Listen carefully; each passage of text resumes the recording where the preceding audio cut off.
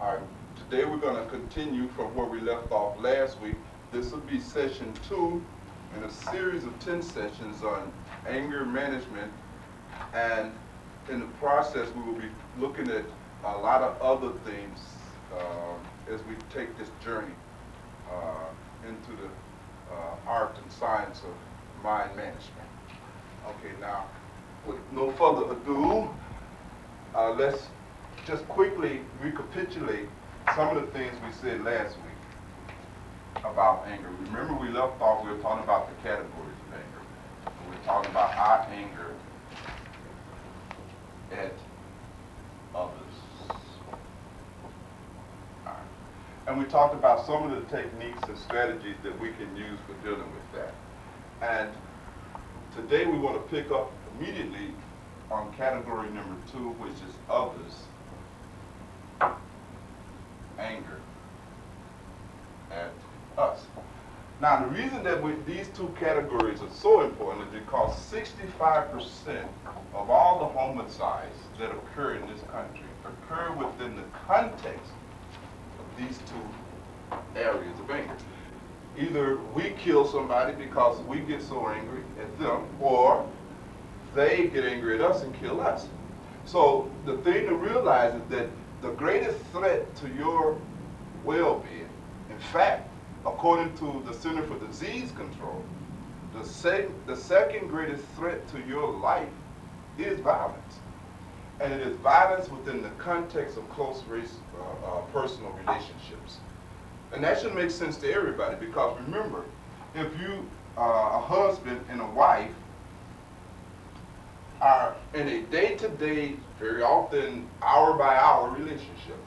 And remember I said last time that conflicts are inevitable, right? There's no such thing as a conflict-free relationship. They don't exist. You're going to have some conflict. And if you don't know how to manage that conflict, if you don't know how to resolve that conflict, and it goes on being repressed, suppressed, and accumulating, then it's going to erupt, it's going to explode, and the net result will be somebody will wind up killing themselves or killing someone else. So we have to keep that in mind whenever we talk about these two categories. So we have to get these two. Very, very important. So today we're going to go a little bit back over this one, and we're going to talk about this one, and we'll proceed from that point on. Now, how do we normally deal with others' anger at us? What makes that so difficult?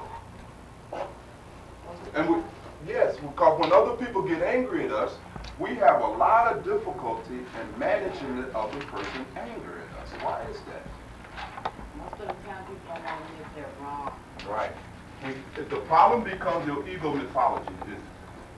Now you remember before that we talked about the fact that we all have this image of ourselves, usually what we call self-esteem, that is usually not rooted in any reality at all. And very often what happens is that when another person is angry at us, it threatens our own image of ourselves. Because why? We've been walking around thinking we're perfect.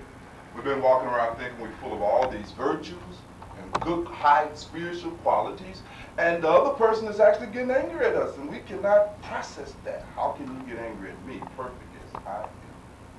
How can you get angry at me? I'm your mother, I'm your husband, I'm your wife. So sometimes, simply by definition of the role that we are in relationship with the other person, dictates to us a lot of false material, adds a lot of false conclusions about ourselves into this ego mythology of ours. So I'm your mother, how dare you get angry at me? You can't get angry at me. So what we have millions of children suppressing their anger at their parents. And what do we say about suppressed anger over time? It's going to do what? It's going to erupt. So is it any wonder that by the time that boy or that girl hits adolescence and now they're 6 feet tall, they're taller than you, they're way more than you, is it any wonder now that they begin to vent and act out all of that suppressed, repressed anger? So it makes it very difficult for us to handle other people's anger, simply because it threatens our ego mythology. It threatens and challenges the image that we have formed of ourselves, which is very often totally inaccurate. So we have to remember that we have to manage our ego too. I want you to see how if you do not manage those other four negative states of mind that we're talking about, remember we talked about anger as being one of them, right? But greed was talked about a little bit, lust, you all remember all of this, attachment, right? And egotism. And egotism. You can see how if you don't manage these, it's going to be very hard to manage anger. There's sort of like a group, a complex here. So what management you do in one place will help you in the other place. But it's very critical that in managing others' anger that you have to definitely learn how to manage your own egotism. You're going to have a hard time managing other people's anger if you don't manage your own egotism. And when I say manage your own egotism, I simply mean to continually adjust your own estimation of who you are based on some reality. Last time we talked about the benefit, or was it last time here? It must have been in satsang. We talked about the benefits of journalizing. So with those of you that was at satsang, remember that we talked extensively then about how to use journalizing, writing, to help you control this egotism, you see, so that it doesn't get out of hand. And so when we have this problem with our ego mythology being totally out of focus and out of perspective, whenever other people get angry at us, we usually get angry right back. Is that right? That's right. We remember last time we said in category number 1, when we talked about our anger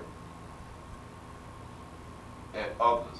I remember I should have mentioned, if I didn't mention to you, we can always tell when we are handling our anger at the other inappropriately because the other will always get angry.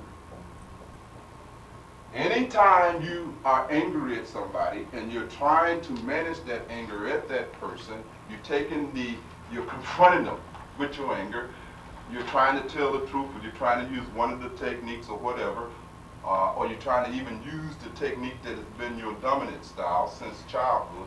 If that is simply producing more anger in the other person, you are doing something absolutely wrong. Shut your mouth. Call time out. Because you're going to escalate the conflict and you're going to wind up getting hurt or hurting somebody, saying something that you regret, etc., etc., etc., aren't you? Right? That means you're doing it wrong. Does it make you a bad human being? No, not at all. It simply means that you just got to practice this stuff. Similarly, when the other person is angry at you, if you mismanage the other person's anger, you know it because you get angry. If a person is expressing their anger at you, confronting you, and you find yourself welling up into a state of anger, that means you are handling the other person's anger absolutely wrong. Because you're having a perception, aren't you, that the other person is attacking you, and that they're being unfair to you, and that this is not right, and this is so forth and so on, right? And what is triggering your perception and interpretation of that other person's behavior or commentary? Your mythology. Right. Your mythology is doing that, right? This person is treating me unfair. They criticizing me. How dare they criticize me? And have you ever noticed, all of us, it's true of all of us, whenever somebody criticizes us, even though small, you know, we immediately, you see, leap into a posture of defense, right? It's all, and in fact, even if it's not small, if somebody is criticizing us and it's a major one, we can't really understand why y'all making a big deal out of this little thing. You see, it's just a little bitty tiny fault in me. So even when we have these major faults and major shortcomings and major imperfections that is really causing a lot of grief and misery in the other person's life, we tend to, through a process of running it through our ego mythology, reduce it to a penny. But you don't got no business getting mad at me. Sometimes we ask them, why are you angry at me? What is the proof? What grounds are you standing on? You know, give me some evidence. Well, why are you making such a big deal? Why are you making such a big deal out of this here? Because that's a little thing. I didn't do nothing. I didn't do nothing. I'm perfect, right? There's no way that I could have did anything that could really cause you all this reaction because it's not in me. You know I wouldn't hurt nobody. You know me, right? But you done hurt somebody, right? So we tend to handle the other person's anger very inappropriately. And it's very difficult to come out of that until we start making certain adjustments in our ego mythology. And you remember I said that this ego mythology is fundamentally nothing but your esteem, isn't it? Nothing but your self-esteem. And when all you have is self-esteem and no self-respect,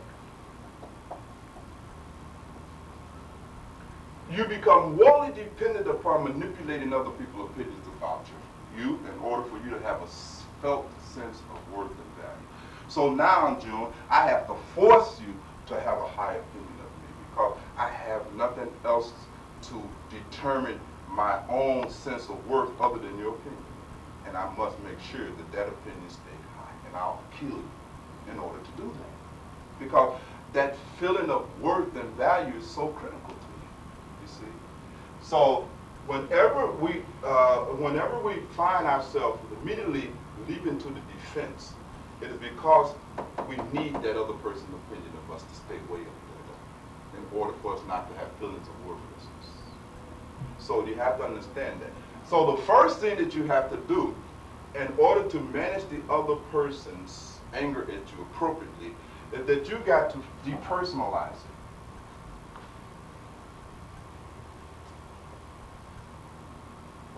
You got to depersonalize the other person's anger at you. By depersonalize, I simply mean don't take that stuff so personal. We take things far too personal. And you may be saying, well, Bhagwan, how can you not take it personal? Easy. Build some self-respect. Because my definition of taking a thing personal means precisely the following. Taking something personal means that you are interpreting it as a reflection on your value and worth as a human being. You are dealing with this as if it's an actual reflection on your value and worth as a human being. And I've already told you that your value and worth as a human being is unconditional, it is a priori, and given by virtue of the fact that you exist, period. And the case is closed. So you're not now dependent upon the other person's critique. You don't take it personally. You can look at it objectively. And they may be right. They may be targeting in exactly on one of your faults, one of your shortcomings, and one of your imperfections that cause them a grievance, a legitimate grievance. And when that is the case, the appropriate thing to do is to what? Apologize. Of course. Apologize. Try to make restitution, you see. Negotiations become available. But in no case is there a reflection on your value and worth as a human being. That remains above all of the fray. So you have to really understand that the hardest thing to do in managing anger, in fact, managing anything else in the complex of other negative states that we've discussed, is to depersonalize these things. This is very, very hard to do because we have had such a long ego habit of personalizing everything. And it's very hard. The hardest thing in the world to get is this. That's why it's such a rare phenomenon.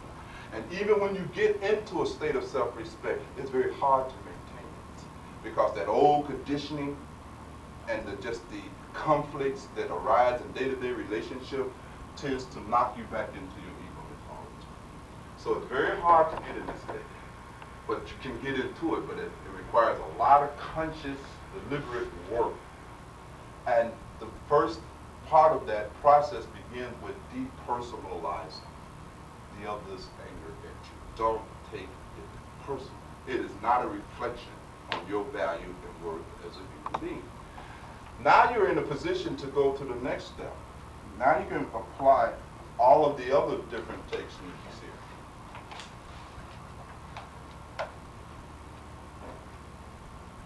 second thing that you can do once you have rooted yourself in a feeling of self-respect, which is really part one of a three-part process. The first thing you got to do is validate yourself, right? Validate yourself. That's the same thing as depersonalizing the other person's criticism. You're validating yourself. You're reminding yourself that I am a worthwhile human being in spite of my imperfection, my shortcoming, and my faults. Now, that's not just going to be debated. Now you can move into the situation because you rooted. You got something. Your self-respect is not a threat. You can hear this person now. Can you hear them when you think that your self-esteem is and worth and value is at risk here? You can't even hear that person. You immediately leap into the defense, right?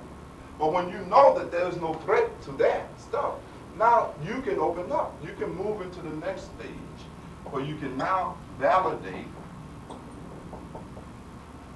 the person's anger. You got to validate their anger. You have to acknowledge the fact that, okay, I see you angry. What has happened to make you so angry? I see you angry, and it's all right. And it's all right for you to be angry at me. It's okay.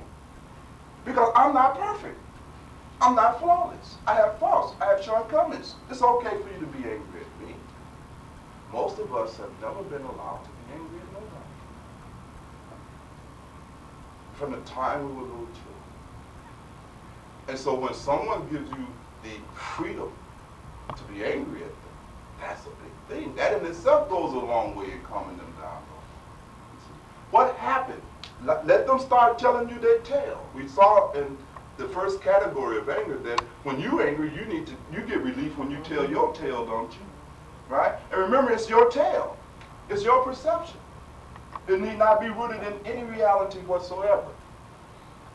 Let them tell their tale. By validating their anger, you can give them an opportunity to tell you their tale. What they perceive, what they feel, and what was it that made them angry, and all these other things. And they get relief from that. They get relief from that. And the third step is that you have to validate the person. Again, that is to make sure that they understand that because you get angry at me does not make you a bad human being. Does not make you worse. You're not a great sinner. Okay, you're not going to die and go to hell. You violated no moral law of the universe by getting angry at me. You validate the person. And this takes practice. We don't get this right the first time out, second time out, sometimes not even the 10th time out. And we don't have to get it perfect. We probably never will get it perfect. We just have to get it good enough. Just good enough. And that becomes our aim and our objective. So these really constitutes the foundation of all other techniques that you can think of for managing the other person's anger. If you're doing all this right, okay, then you will come to a point where when it is legitimate, when they do have a legitimate basis for having a grievance with you, because your imperfection or shortcoming or fault has caused them a hurt, then you can apologize now. You understand this process. You can apologize. But when I say apologize, I don't mean to use apology as a political tool, right? Because very often that's all that we do, don't we? The apology is not really sincere, right? When the apology is sincere, there's really a component of remorse, isn't it? You're really sorry. You can't have an apology without remorse. That's not possible. You have to really be honest about it. You're really sorry. And you are full of remorse. And when you are full of remorse, you do not do the thing again. Please make a note of that. Whenever you apologize to a person for something that you have done or said that is a legitimate basis for them having a grievance with you, and you are genuinely sorry about that, you don't do that no more. Okay? You don't do that no more. I remember when I was a younger man, one of my best friends, name was Chucky, had a little sister. And I remember, I don't know how old I was, maybe 19 or 20, I'm not sure now. But I do remember driving down one of the side streets over in our neighborhood, and there was a school there, Chalmers School, where all the kids went to. In fact, I went to the school. And I remember the school was getting down, and I'm just going down the street very slowly, and I remember these groups of kids running on the sidewalk, and I'm seeing them run toward me, and there's nowhere I can go, and one of the kids hit my car, just ran into the car, and it turned out to be Bobby Jean, this girl who was the sister of my best friend. And it was such a traumatic experience for me because I did not want to hit her. I couldn't avoid it. I was sorry. It wasn't planned. And I got out and I was, you know, full of tears and everything. I was really remorseful. You know, now the next day I didn't go back down that street and hit Bobby Jean again. You see, I was sorry. I didn't want to do that. And there have been things that we've all done in our life, but we were really sorry about that. And we don't do that no more. So similarly, when a person has been, have a legitimate grievance against us, then, and we apologize, we need to be sorry and full of remorse and not do that. But when the apology is simply political and for a moment it diffuses the situation, and then the next day you come and do the same thing again for that person, now that person's anger reaction is going to be what? Even worse. They're really going to be pissed off this time. Because just yesterday they thought they had resolved this with you, and you turn around the next day and here you go again. Right? So we have to be genuine in that arena. Okay? So we have to, but you have to start with validating yourself. And I can't tell you enough about this necessity to depersonalize. So let me focus in on that again, because if you can't get yourself into a depersonalized state, you're not going to be able to do the rest of it. You're not going to have a presence of mind to do it. You're going to immediately be caught up in your own anger. And when we know when that happens, you're going to lose all rationality, all intelligence, and everything else will go right out of the window. So all your skills, in fact, will go right out of the windows with that. So we have to focus on this ability to depersonalize.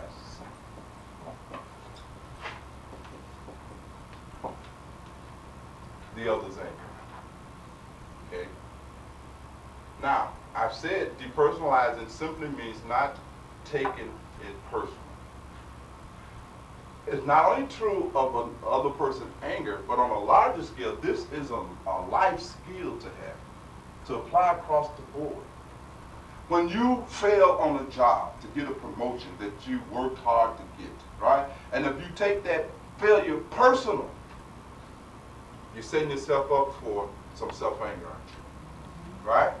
So I want you to understand that not only you're not to take anything out here personally. Now that's a big task. To take it, when depersonalizing has two sides to it. It means that if you don't take their criticism of you, right? You don't take their criticism of you, you don't take their praise either. You can't do one or the other. You can't, you understand? To master the ability to stay in a state of depersonalization or detachment, okay, which is the opposite of attachment, you must neither be carried away when somebody praises you. Because again, you're taking that personal, isn't it? Oh, you know, you really did it this and you really smart in that. Now that's feeding your what? Your ego. It's feeding your ego mythology, right? That's all. You see? And the worst thing about it, that praise may have no relationship to your reality whatsoever. The person offering that praise may simply be a victim of your own propaganda, right? And they're praising you for a quality that you in reality don't even possess. And they're praising you for it now simply fuels the illusion that you really have the virtue or the quality, which means that you will now make no effort to really attain it because this person has said you got it, right? And when 10 people say you got it, you must have it, right? Right? So you shut down any effort on your behalf to really develop tolerance, to really develop patience, to really develop compassion, because you got 10 people who you have been successful in working your propaganda on. And they don't know because they never experienced you at the level of your reality. Just mean you did good with your propaganda. That's all. So you're taking it personal, right? So even if you take praise personal, in the end, it will have a counterproductive effect on your ability to manage your anger as well as manage the balance of all the other negative states. Do you all understand that? Because it's a real subtle thing, all right? So if you don't understand it, let's go over it and squeeze it, because I want you to understand it this time.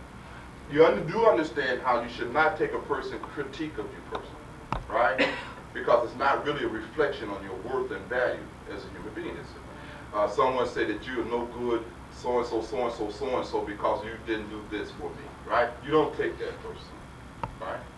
It's not a reflection on your value and worth. Your value and worth is independent of that. Similarly, somebody praised you, right? You are also not to take that personally, because again, they could be misperceiving it altogether, right? They could be totally off the mark again. And then you have arrogated to yourself that ability when in fact you don't even have it. So you have to understand that. Not only that, once you start taking another person's praise personally, now you slowly become enslaved, don't you? Enslaved to their opinion of you. Right. And when that get out of control, you become a pleaser. You enter into the pleaser syndrome. And that's what happened to these people. Now, your whole life is spent trying to please these praise givers. Your whole life. You become absent from your own life. And all your energies are spent trying to please these other people. You got it now? Yes. All right. Yes. You got it now. Yes. And that's how we fall into the pleasing syndrome. And very often, the people that makes up that small group are your significant other. They are your mother, your father, your husband, your wife, your brother, your sister, your best friend, your this. And these people have an extraordinary amount of power and control over you. And you don't even know it. And how is it that they have such a tremendous impact on you? Because you have empowered their praise and you have empowered their criticism. And with those two powers, you lose control over your life. It's really tragic. It's very tragic. Yes, sister. What are some daily solutions to establishing self-respect and therefore not getting involved in personalizing criticisms? For example, if you say supervise a managed set store and it's failing, and so they look at the manager first. Yes. So it's very hard when that's criticized and said that the business is going down, the products are here, the customers are not coming, you know, all that kind of stuff. Yes, yes. And then it's hard to divorce or to accept that, it seems to me, without personalizing, without saying, well, maybe I got some shortcomings. Well, no, that's exactly what one has to conclude, that I do have some shortcomings, and I have some fault, and I do have some imperfection that is causing the collapse of this business. That's right. The phenomenon of failure is really going on. That's not unreal. Right. But I don't take it personally. It doesn't mean that when this thing fails, I'm going to blow my brains out. You see? Although you were the cause, Even, accepting the reason for it sure. is not personal. Right. That's not taking Responsibility is not taking it personal. Okay. Accepting responsibility for the consequences of your imperfection, your shortcoming, and your faults is not equivalent to taking anything personal. Okay. In fact, that is a spiritual growth, isn't it? Because aren't we to take responsibility for our imperfections, our shortcomings, and our faults, and the consequences there, right? But notice, Sister Kiva, how in your illustration, how most of us will react very different in that situation. And I would try to find everything. First of all, I don't want no responsibility for nothing that fails. You know, because if it fails, then that means I'm no good. You see the logic involved in that? Right, right. And what I'm saying is that that's the thing we have to avoid, because guess what? You're going to fail in life. Plenty of times. Plenty of times. If it's not in business, it will be in relationships, or maybe in both business and relationships. Right? So you get it right. That's right. So we're going to fail. It's inevitable, because we're not perfect. We're not flawless.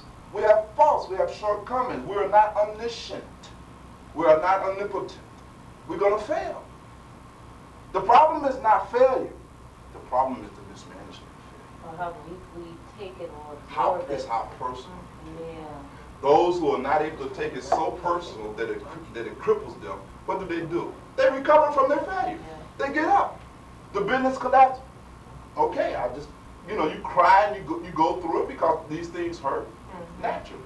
But then after that is over with, your period of mourning is over with, you get up and you go on and you start business number 2. If you read the biography of a lot of successful people in business or in any area of life for that matter, you will find that very often their success is precluded by a whole strew and a whole series of failures.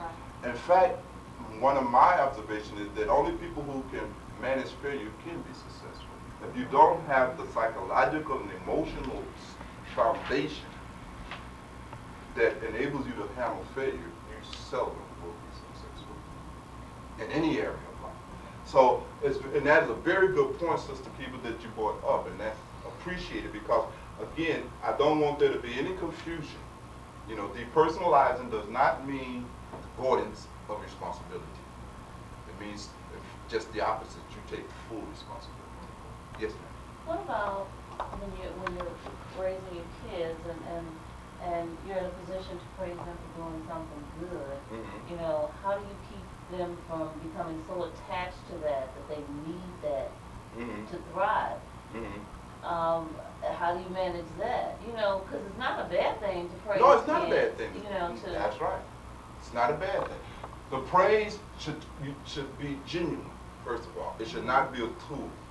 It should not be a gimmick, a technology that we use to manipulate the children. And that's how most of us use the praising of our children, don't we? Right? We use it to manipulate them. Right? It's not deep. It's not real. It's not authentic. Right? But authentic praise, there's nothing wrong with that. You see? Because you're the one that's making the perception. Right? Now, if I were talking to the child, I would tell the child, don't take your mom's praise personal, okay, right? Because then you'll have to take a criticism personal, right? It's very hard to do one without necessarily doing the other, right? But it's from you as a parent, we all have a right to praise. I have a right, I can praise you, right? Just don't take it personal. But that's my perception. That's what I'm seeing, and I'm responding to that. It's like I have that right, you see. I might see something in you that I consider to be a flaw, and I'll criticize you. Don't take that personally either, right? At all. Enjoy them, thank them. You know how you handle this, so make it very clear. When praise and critique both come, just let it pass through you. Acknowledge it. Thank the person for praising you. You understand? Enjoy it and let it pass. Do not cling. Let it float through. Because you're going to get praised and you're going to get criticized. That's, again, it's a part of the reality of the dynamics of personal interactions like that. But you let it pass through you. One of the, in spiritual development, one of the techniques that the gurus and the masters have always given us is that whenever to handle this praise, because this is very difficult to handle. Because why? It really inflates ego. I mean, it really gets your ego big. Right? Just as this tears you down, right? This one floats you up, and it's very, very dangerous. And one of the things that the masters have always said, that whatever praise comes to you, pass it right on to the God. Don't take no credit for it. That's again a form of depersonalization, right? Accept it on behalf of that which is divine. Don't give any credit to this ego. You see? I just wanted to make a comment when she was saying about with the children. Wouldn't this also work if you praise the behavior and not the child? You know, you praise what they do, but you don't praise them personally. Would that help? That can help something like that. Depersonalize that. Sure, it will help depersonalize. Same will work with criticism. You criticize the behavior, but you don't criticize the child. But whenever what we don't want to do is we want to minimize this whole phenomena of us deriving a sense of value and worth on anything other than the fact that you exist. We're going to try to keep and respect that. If you're a human being and you just have value, we don't want to get into you have to do this and you have to do that, or you only have value when you got all A's. But when you didn't get all A's on that report card, you had no value. We don't want that child to start falling into that cycle of associating their value as a person and as a human being and as your son or daughter with getting all A's. Because now you're setting them up, aren't you? Right? Mm-hmm. And that happens. One of the things, Sister Kiva, that most children suffer from is a lack of a felt sense of what I call enoughness.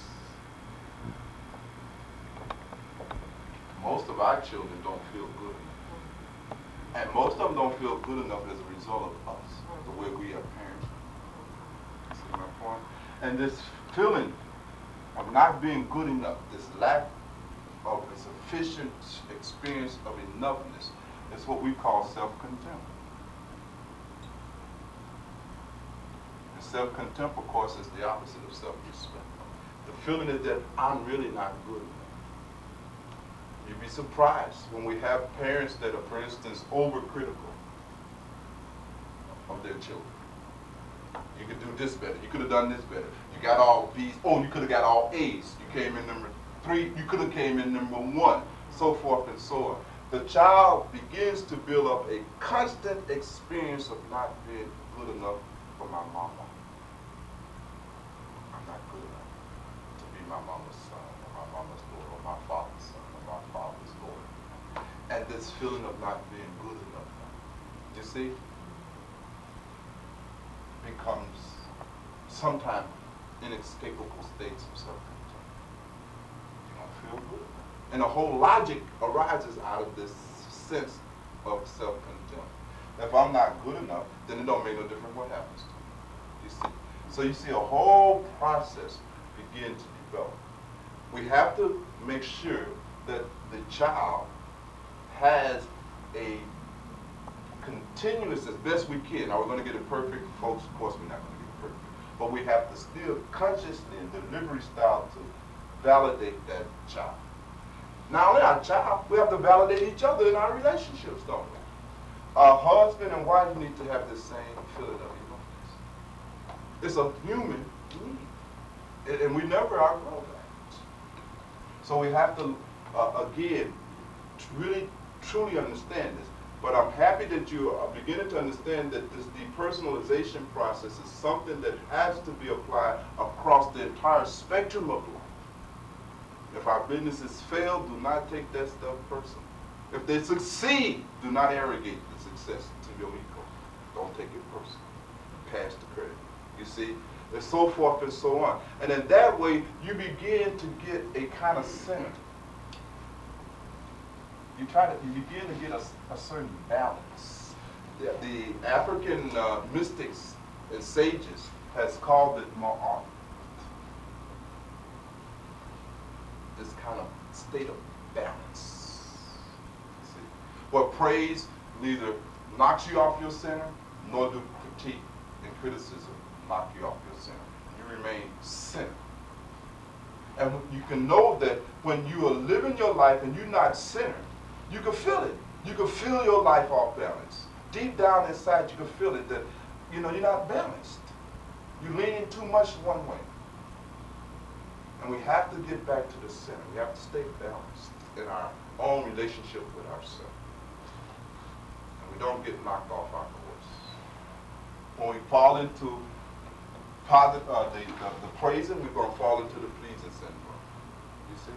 We're going to fall into the pleasing syndrome. And then that's a very tragic situation to be in. So this whole depersonalization thing has to really be understood. And you have to do that. One of the interesting things that in ancient times, there was a whole deeper understanding of this here. And in fact, in ancient Africa, in Egypt and Nubia and all throughout Africa for that matter, and incidentally throughout Asia as well, in any culture where it was still close to reflecting the wisdom of the indigenous people, you will find something very interesting. The larger concept of depersonalization, or let's put it like this, another form of depersonalization is what I call de-isolation. And all of these things are processes that you got to be able to do to yourself. You got to depersonalize and you got to de-isolate yourself. Now I know this may sound a little strange, but bear with me. Because these are subtle things to get. You see, they're subtle things to get. The isolation is painful to begin with. In fact, one of the classical definitions of egotism, remember when I talked last time, I gave you a fundamental definition of ego, and then we added a secondary definition of ego with arrogance and all that. But that foundational definition of egotism has to do primarily with the phenomena of isolating yourself. Egotism is a contraction of your being. You isolate yourself, right? And even in that process of isolation, it causes pain. But now I show you how this isolation then begins to permeate the whole thing, and how the wise priests and scholars of ancient Africa treated not only personal problems, but even medicinal problems. This is strange. For instance, when a woman may get a snake bite, okay? And they will go to the priest scholar, right? For treatment, because they were also doctors, and as well as priests and scholars, for their snake bite. And the first phase of the physician-priest treatment was not in applying any ointment to the snake bite at all. They told him a story. This is very interesting. They would look and see what was the nature of the illness. Snake bite, they had snake bite stories, right? And so what they would do, they would go and they would give one of the papyruses, or they knew it by heart, many of them, and they would sit down with this patient who just got a snake bite, and now they would tell him the story of Ra, and how Ra was bitten by a snake, and how that snake bite was a part of the process of Ra's spiritual development, and so forth and so on. You see, what he began to do was to de-isolate the event and cause the individual to reassociate, right, the crisis with a heroic phenomenon.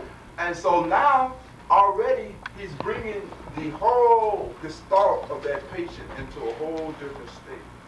Because now the man is almost glad he got snake bite. You see, because he's on his way to becoming a Ra. He's on his way to becoming a Heru.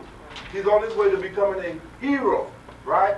And when the mind sees the illness differently, then it changes the whole way it relates to that illness.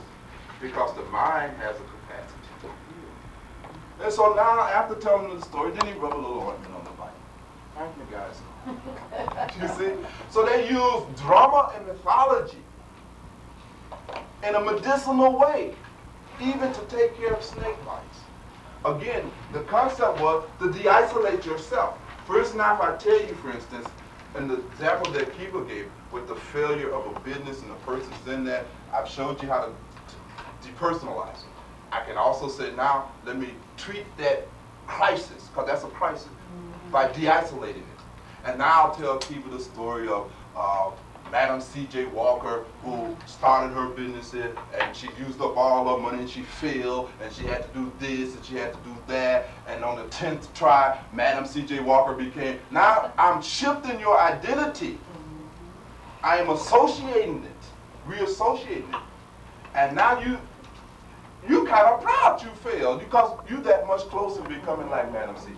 Walker, and the whole experience is shifted. Now, Maharaji, my own Guru Sahib used to tell us that by using this ability to de-isolate yourself and depersonalize yourself, you're very often able to turn what otherwise would have been life wounds into things. But you now are equipped with heavy shoes and you can walk through the thorns of life.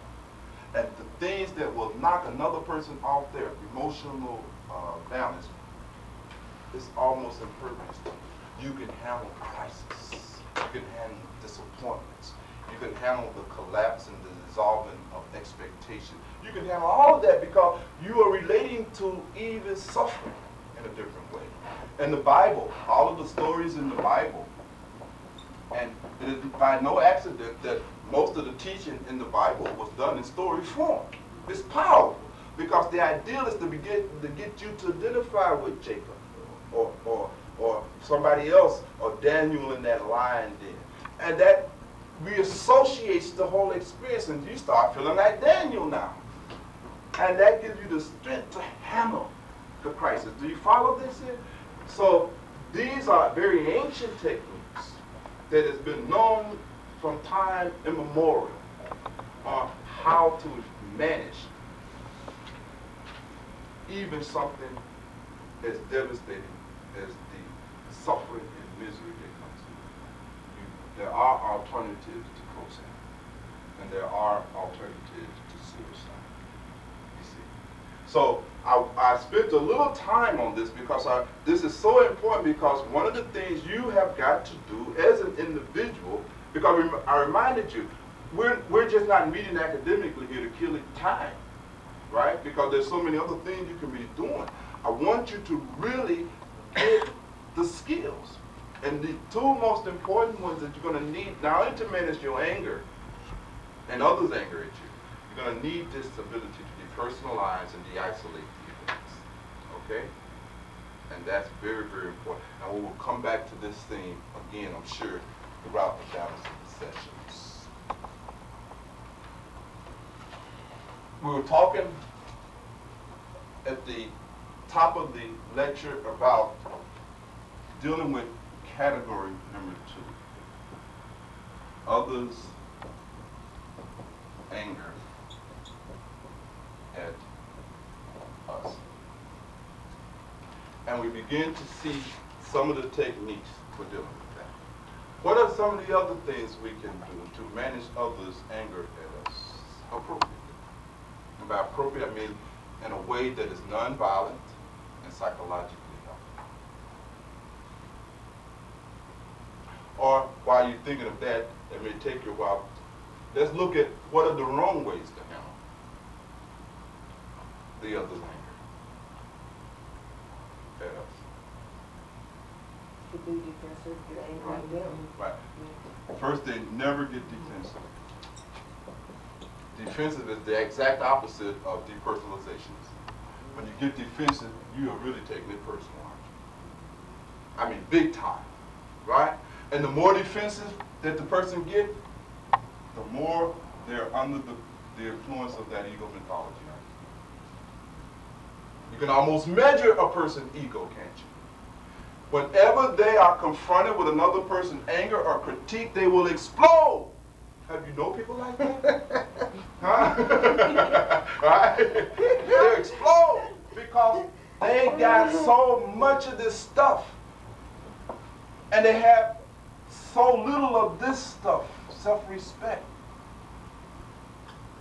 that now they are in a crisis. And they got to defend my image at all costs. Right? You know someone like that? Oh, sure. Go ahead, you had a comment. Yeah, I just wanted to ask you a question. If someone is accusing you of something and there's falsehood in that and all of that, Yes. and I have been known to just, I mean, you know, I cannot take that. Yes. And I have to let them know that immediately. That is not true. And again, because these people are tearing down our whole image, our whole reputation. Right. You got to defend your reputation, right? You got to defend your innocence, right? And your integrity, right?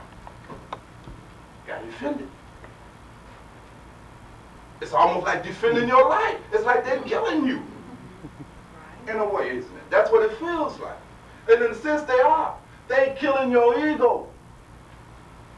You feel your ego dying. You feel your ego being shattered, and it feels like dying. And you react. It is almost as if the person is physically got a shooting at you. You go into that hyper defensive posture because this stuff. Right? This stuff. If you have self-respect, okay, so what? Kabir Sahib says that you should thank, Kabir, the great mystic, said you should thank people who criticize you because they point out your weaknesses. You want to know. You also are interested in your shortcomings and your faults. And if you got a wife or a husband that is pointing out your shortcomings every 2 minutes, you should be grateful because they're helping you. Suppose you're wrong. Suppose they're right. And even if they are wrong, so what? Does that affect this? Does a person need anybody to corroborate their possession of virtue in order to have the experience of the possession of that virtue? It should. You won't. You have to understand that this phenomenon called self-respect is a very different thing. And the experience of the actual possession of character is so indubitable and absolute. You need no confirmation from nobody. It's like when you wake up in the morning, no one has to tell you, June, you're awake. You don't have to go and ask anybody, am I awake? Have I woke up yet? No one. The sheer act of awakening is proof. You need no confirmation from anybody. And if you awake and somebody says, well, June, you sleep, you discount. Instantly. Don't even bother you. At all. It triggers nothing defensive in you. At all. Because you are rooted in an experience that is indubitable. Cannot be doubted. There are certain experiences that transcends your capacity to doubt in yourself. Self-respect is one. There's no way to doubt it. It has that quality. So, you're right. Again, the whole effort to prove them wrong.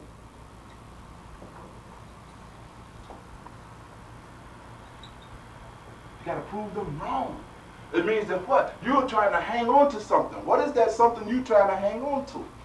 Self-image. Yeah, your self-image and the reputation. Your reputation. You know, your reputation.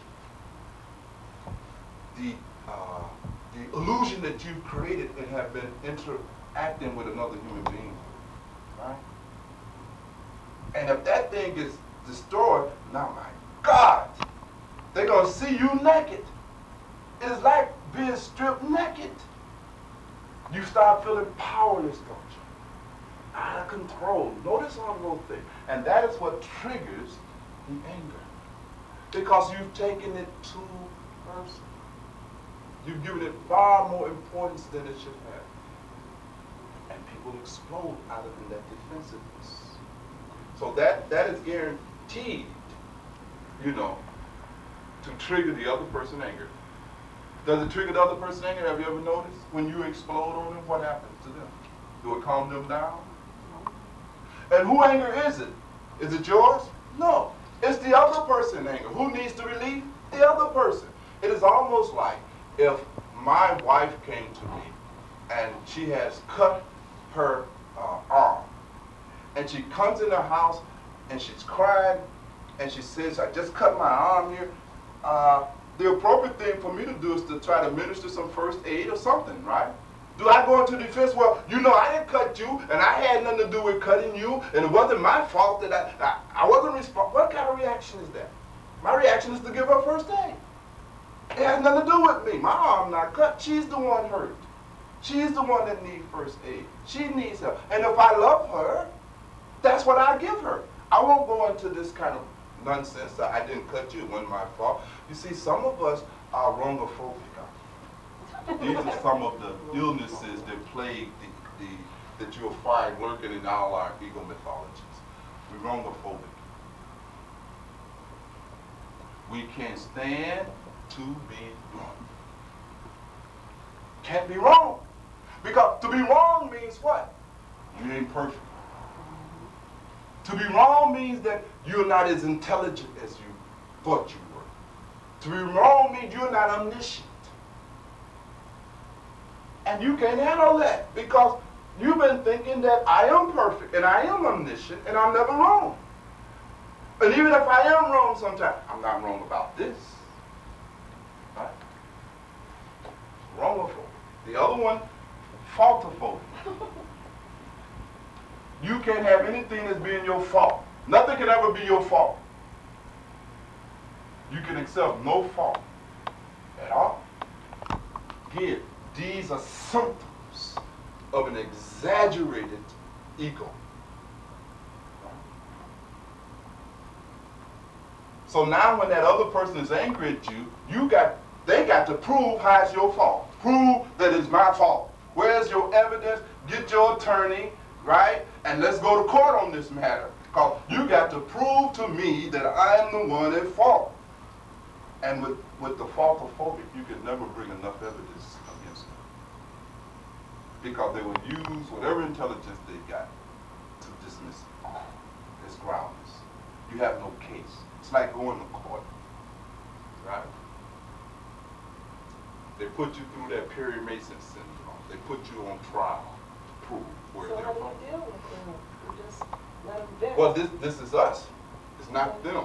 These are symptoms of us when we are mismanaging the other person's anger, you see? And we're the one that's doing all this stuff. We're the one that's getting defensive, et cetera, et cetera. And again, I was tying that into the relationship. The intensity of the defensive reaction is directly proportional to the degree of a person's inaccuracy in their being captive in their ego mythology. It's a direct relationship. Because what is humility? Have you ever thought about it? What is humility?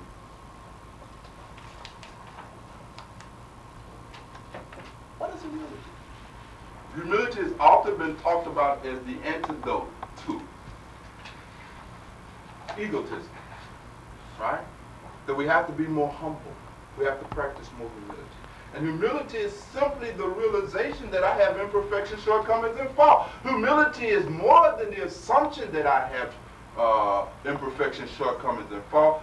Humility is a direct knowledge of your shortcomings, your imperfections, and your faults. Please make a note of that. I don't want you to be confused because Reverend C.T. Chicken Wing and Pastor Rib Tip have misled thousands of people on what constitutes the genuine phenomena called humility.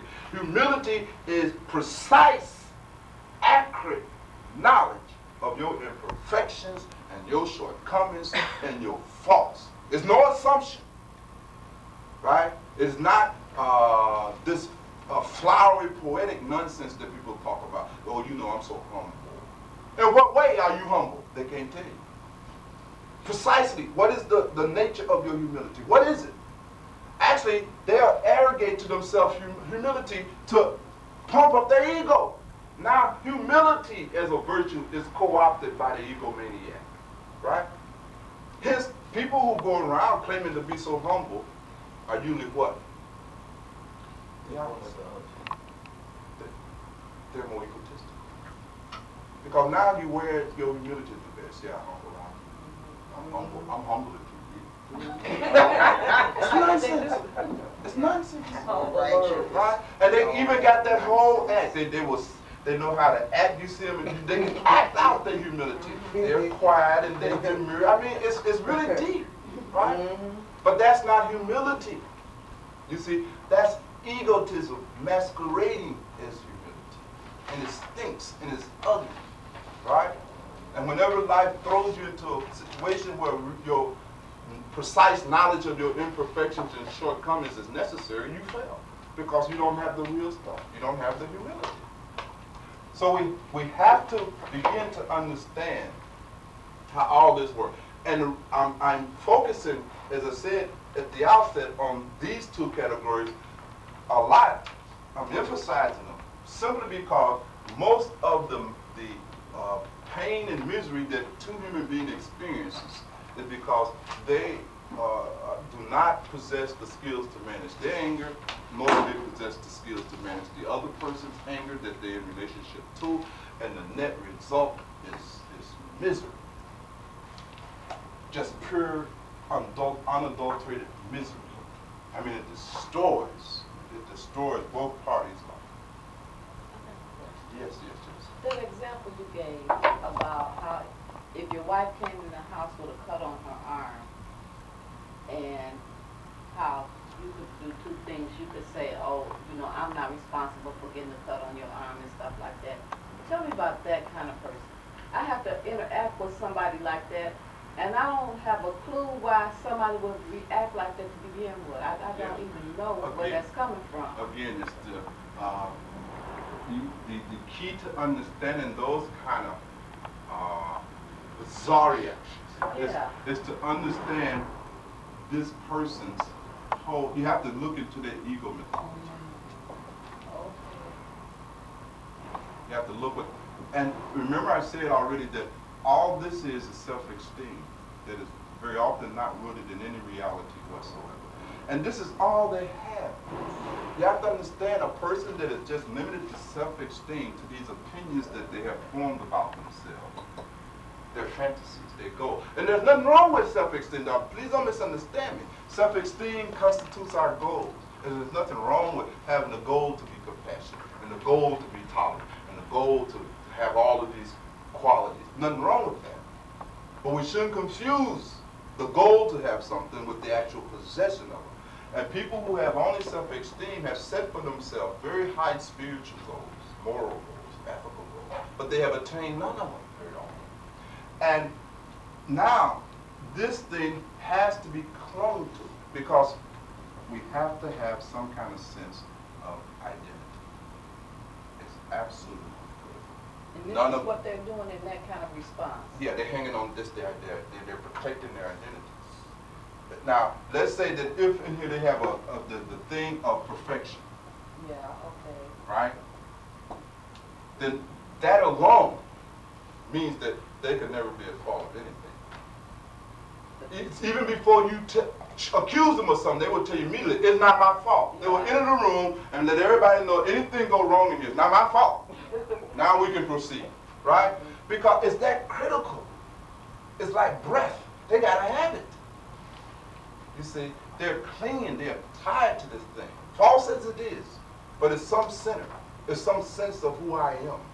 And their sense of who they are is so out of whack, right? That anything that threatens them, the least little thing threatens, they're threatened. Now if you look at them wrong, right? What you looking at me? They'll get angry. What do you mean? They get hot, right? They get angry. You looked at, she's looking at me like, you know what I mean? Don't. Because they've interpreted that automatically as a threat to the maintenance of this false identity.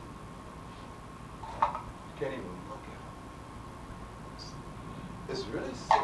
Usually they become paranoid. When it goes too far, now they become paranoid. Now everybody trying, not only they look, everybody trying to hurt me now. It gets really blown out of proportion. Right?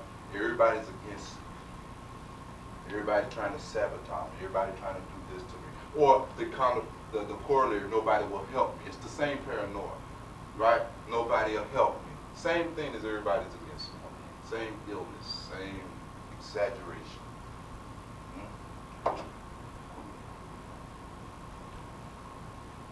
Now, if there are any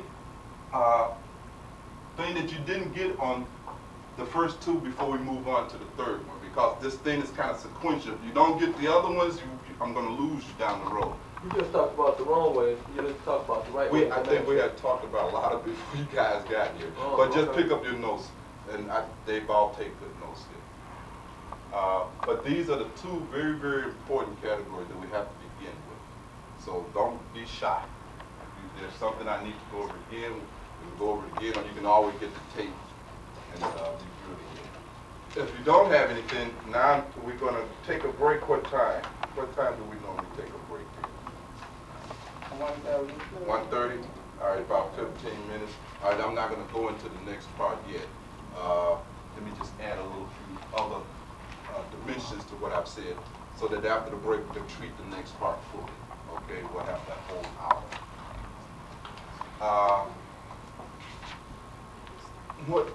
And I want to expand upon this other concept. These others who are angry at us are usually the significant others in our life, aren't they? Right? Again, to make us really understand that why it's so important for us not to take a cavalier attitude and say, well, I ain't concerned about managing other people anger. No, no, no, no. The significant others in your life are the very people who anger you better learn how to manage, right? Because these are the people that you are traditionally in these close personal relationships with, right? They're your children. So what do you do when your children are angry at you? What do you do when your children, because your children are going to get angry at you. For those of us who got children, you know it. Now, how are you going to manage that? What would you do? Well, sometimes they almost feel like, how dare you? You have a right to be angry. That's right, right? Yeah, like, you ain't got no reason to be angry. You have no reason to be angry, right? So we wait till you get a job. That's right. We can get a job. So we normally. No, that's invalidating. Yeah. You can't do that. You can't do that. Though. That's how we do it. Well, we do. We do. Now, what I asked you to do last time was to look at some dominant styles, right? That was a homework that I've asked you to do, right? And was to look at your dominant style for managing your anger. Is that right? And let's see what some of those dominant styles look like. How many, was there anybody here who had a dominant style of going into silence? Yeah. Silence, ignore, right? Isolation. Isolate. You isolate yourself. You just the word. Distance between you. See you and don't They see become Don't invisible. acknowledge it. Ignore. Ignore. Totally. Right. Yeah. Now, how have those worked? Now, when you look back over your life, honestly now, do this approach to dealing with other anger, do it really resolve the conflict? No. I have found that it helps me because otherwise I probably really go off. You'll hurt somebody. I probably say a lot of things. You'll say a lot Rather of than, and things that I would probably be ashamed of, and rather than making myself ashamed of myself, I go into that ignoring. Ignore. Now, all of these are forms of suppression, aren't they? Exactly, right? Yeah. Is anyone up here that is not a form of suppression? No. So we know exactly where we're going to start taking this now, right? So we know that those of us who have used silence or to ignore, to isolate, to separate from, to avoid, these are all avoidance styles, aren't they? Right? These are avoidance styles. And they're styles of suppression. We're really suppressing this stuff, aren't we? And so when we suppress it, we know, first of all, that it has not really resolved the conflict that you had with the other person. We know that, right? And what usually happened to the other person that was on the other side of your anger? Are they still in your life? How many of these other people who angered you, went into silence about, that you ignored, that you isolated, that you avoided, are still a part of your life?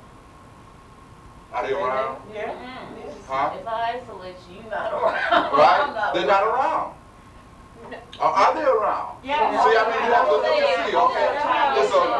Yeah, some of them are still around you, right? Some of these are, And that's probably because they're a significant other, aren't they? Exactly. Yeah. Right? Exactly. And then there's some of them, you just divorced it. Yeah, Right? You just got away See from ya. it. See you, right?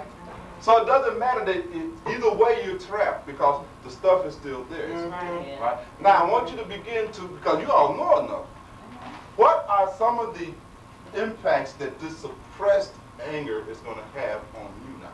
What is it going to look like? What is the thing you're going to start finding in yourself? Well, with isolation, sometimes what it does for me is it helps me to look at the picture and realize that it wasn't worth all I went through. It wasn't worth the anger. Sometimes it allows me to grow and realize that maybe I did handle that wrong. Okay.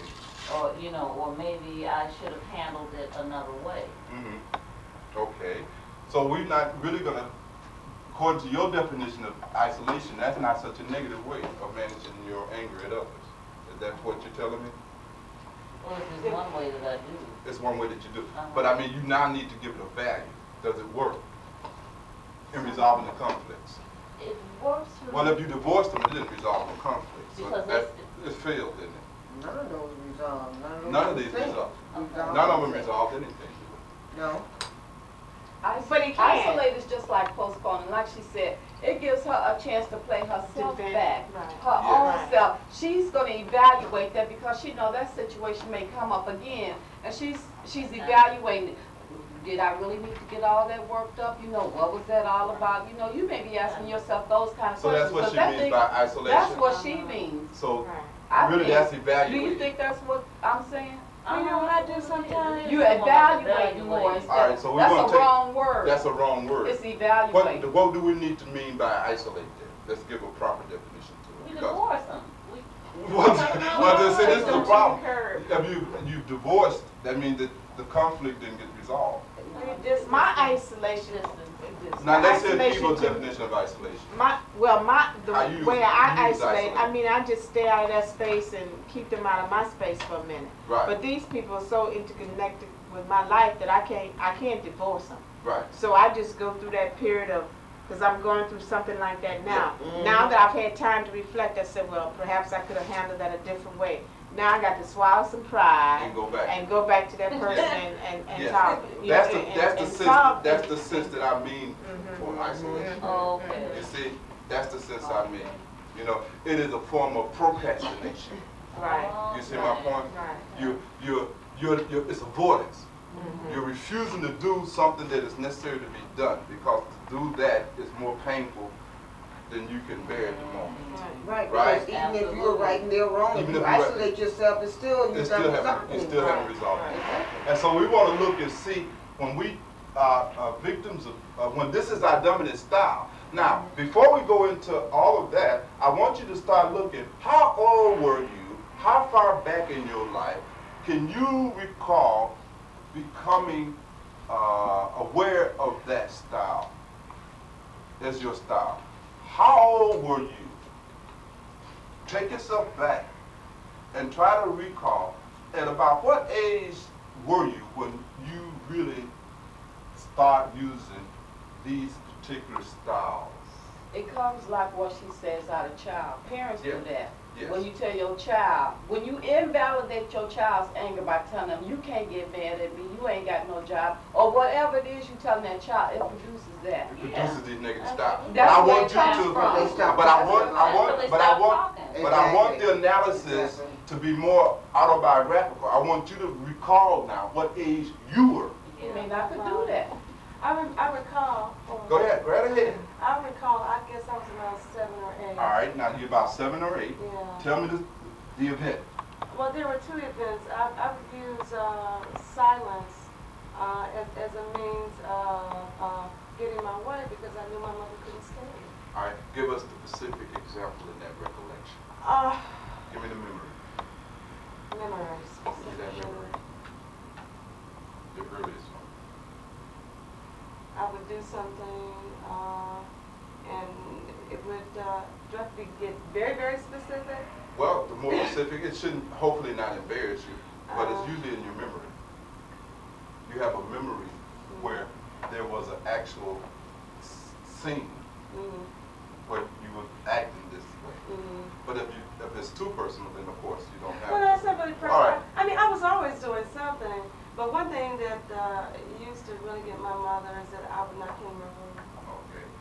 and she would tell me to do, and I would go in my room and play and bide away the time, and she would come in an hour, half an hour, and come back, and it would not be done, and we would exchange a couple of words, and she would leave, and I would do it begrudgingly, and then afterwards I wouldn't have very much to say to her, and so I guess it was my way of punishing her, and I knew my mother couldn't stand it, and I would always go to my father or somebody, some other adult that was around, and I would talk to them, and I would not her. and I would not talk to my mother, and I would just really just get her going. Right. So you were using silence as a means of getting revenge, which is, as I said from the outset, is a typical way we manage our anger. We seek revenge. Remember I said that the classic mismanagement of anger is to find a way to get revenge, whether covert or overt. So this became a covert way of you getting revenge, right? And whenever revenge is the aim and objective of your management style, you know that is a negative style. It's kind of productive and it will fail. And very often we do use silence as a means of getting revenge. And at what age did you outgrow this use of silence to get it? I still do it. We still do it. That's the point I'm making, because it's the only tool in the bag, right? Yeah. But now it's ironic because that is a skill that you develop when you're 6, 7 years old. It needs to be updated. That's all. You know, it needs to be re-examined to see if it is appropriate in your adult relationships. More about that as we go down. We're going to do some early recollections because I want you all to leave these workshops knowing more about yourself than you did before you came in here. I'm not interested in you knowing more about philosophy or psychology or astronomy or history or any of that stuff. I am only concerned that you know more about yourself. And if that does not happen, then I failed. I've simply wasted your time, my time, and our money, you see. So you will forgive me if I come back again and again to emphasizing knowledge of the self. With that said, let's return to a understanding of how this suppressed anger impacts on you now. How do you feel when you take your anger down? Let's say here you got some revenge, right? But when you ignore it, what happens? But in silence, aren't those so interrelated? Yes. Because when you're silent, when you're silent and you don't talk to that person, you're kind of ignoring that and isolating that person. Yeah. All of these are really kind of like sister phenomena, aren't they? So they're all kind of different versions of the same thing. That's what I call avoidance. Right? It's all avoidance, and these are just forms of avoidance. But it's all avoidance primarily, right? But if that has been your ignore, isolate. I like to isolate because you simply avoid them. That's clearly avoidance. You don't go around them. Yeah. Right? Absolutely. You don't go around them. And that begins to, now Kiva gave us an insight. She said one of the things that come out of that kind of style, especially when it is a significant other, is you start having some feelings of guilt. Right? What about pressure? Do you start having some pressure too? That because sooner or later you got to sell? I mean, you tell me. What? Because if it's your dominant style, you know, you'll know more about it. Yeah, it's pressure, and I personally become preoccupied with it. You know, the anger comes up and what I should have said and all of this and that. You know, and because of the suppression, it means if I haven't dealt with something else with this person, all that stuff comes back up. All of it You know, it just blows back up. So, and I should have done this before, and then I would, you know, it's all so of that. So you replay the whole thing. Replay the whole thing. And get yourself all angry again all over. Right, right. So that's just really not a good style. And it feeds on itself too. Right, The more you think about it, the angrier you get, even if you don't think about it for a couple Let me ask you this. What is your earliest recollection of using that style to deal with conflict in your life?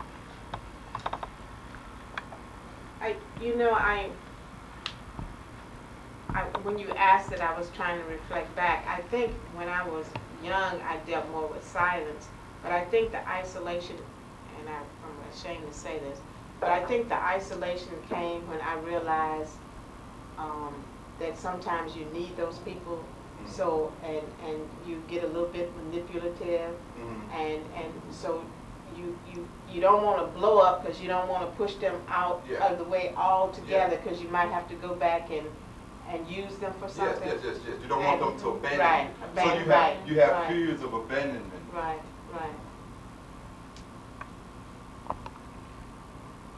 I'm not very happy with having to say that, but that's... No, that's the truth, though. We all do that. It's not just you. I mean, these are unconscious and subconscious styles that we bring from our childhood. The point I want you to begin to see that if you looked at your dominant styles, you need to be able to make the connection to their origins, the genesis, because that's very important for us being able to correct them.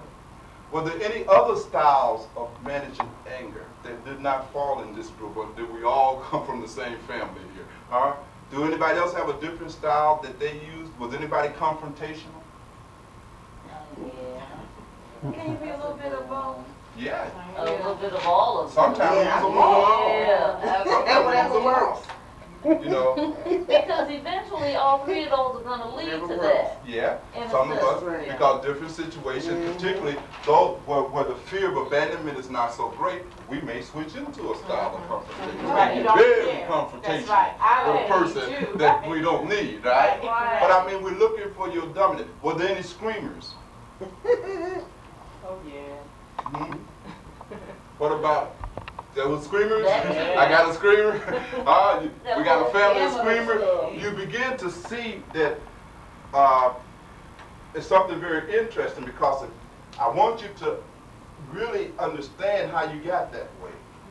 And let's say, for instance, if you're a screamer, you will look back into your family system, and you will find that the people that makes up that family system, remember I said how you internalize a lot of stuff as a child? And let's say that if screaming was the predominant style in your family for forbidding anger, then you will emerge from that family system as a what? Screamer. Whenever you get angry, you will scream.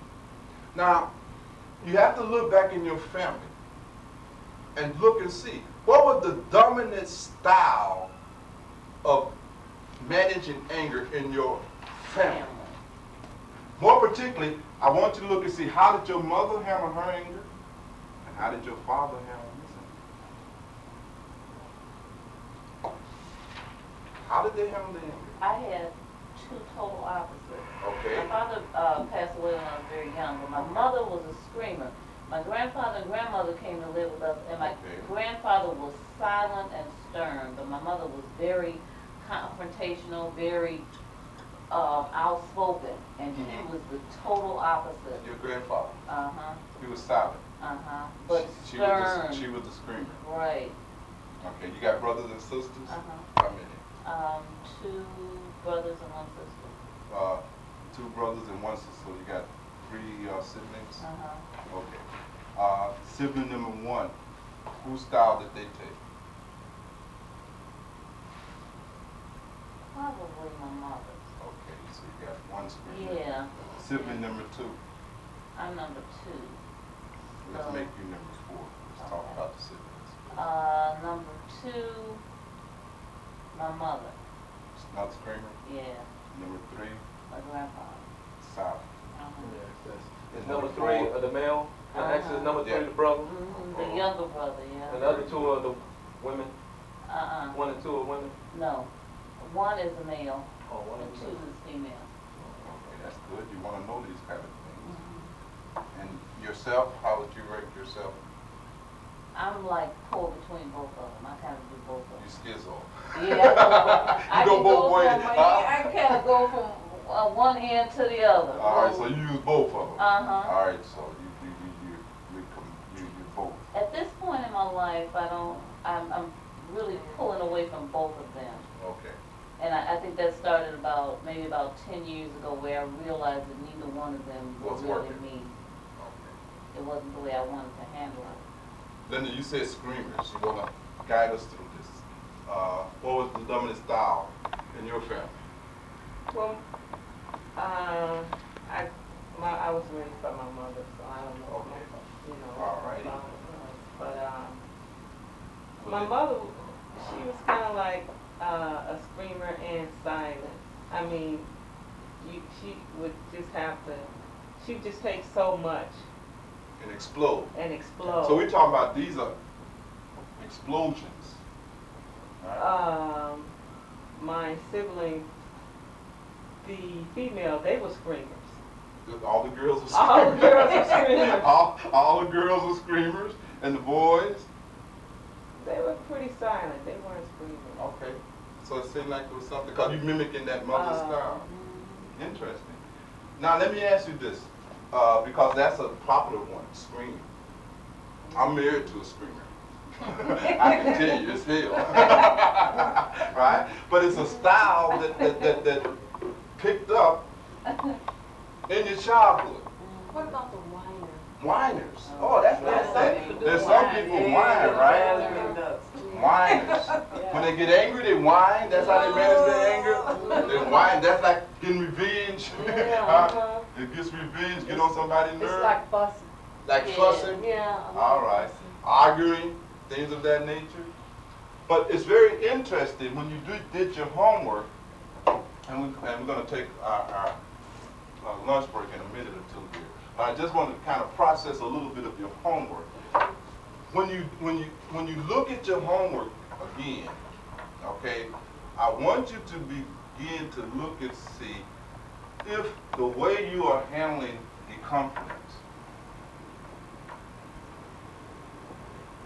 I want you to look and see how they relate to the way it was handled within the context of your family system. Because I want you to get some distance from this thing now. I want you to understand that the way and style you have developed and have been using up until this moment are styles that are not even yours. They don't reflect none of your intelligence. You haven't been involved in the process of that at all.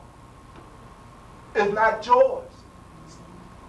And the more you can understand that, the easier it is to drop it. Now, if it works, it works. But you have to be honest. Usually you will find that we get a lot of styles that are dysfunctional. But the clear thing to see, who style you are mimicking. Okay? And when we move into that part of the session where we start doing early recollections, I think you're going to be very surprised what you're going to find that has carried over from your childhood into your adulthood, and it's causing you unnecessary misery. And you will be pleasantly surprised to find out how easy it is to drop it. It's really not that hard. The key is honesty.